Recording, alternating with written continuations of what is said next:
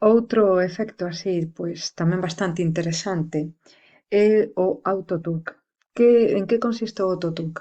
Bueno, o autotune consiste en que cando estamos falando queremos que a música de fondo baixe de volumen, pero cando deixamos de falar neses silencios que a música suba, ela soa, non? Que o programa faga iso.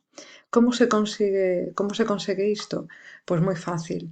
Eh, Esta é a música e este é o recitado do meu poema. Eu selecciono a pista de audio, como sempre vou a efecto, que é onde están a maior parte das cousas que estamos usando, e agora vou a volume, compresión, autotuc. Vedes? Aquí isto podo modificalo, vale? Eh, pero vamos, é bastante complicado andar aquí cambiando isto. Entón eu case o deixaría os valores predeterminados e axustes, vale? Os valores predeterminados e aplico.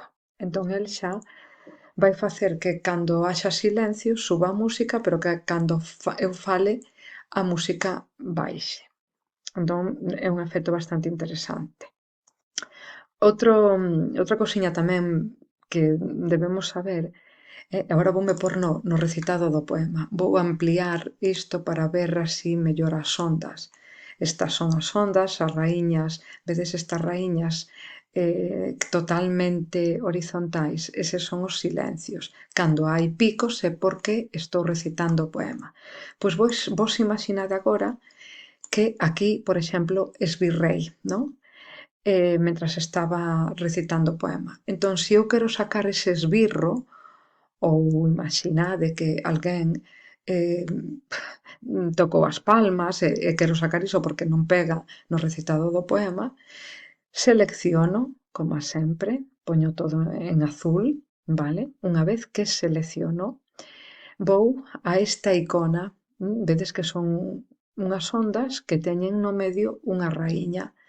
Iso serve para eliminar estes sons que se nos escapan no medio das gravacións e que queremos que desaparezan. Damoslle así, aí, e vedes, agora queda a raíña toda en horizontal, o que quere decir que se eliminou ese son que non debía estar aí. Claro, que o que pasa que agora pois quedame aquí un silencio un pouco prolongado, pois non pasa nada, marco iso marco de azul, selecciono e agora coa frecha que ten o teclado do ordenador, delete, borrar, doulle e iso desaparece, vale?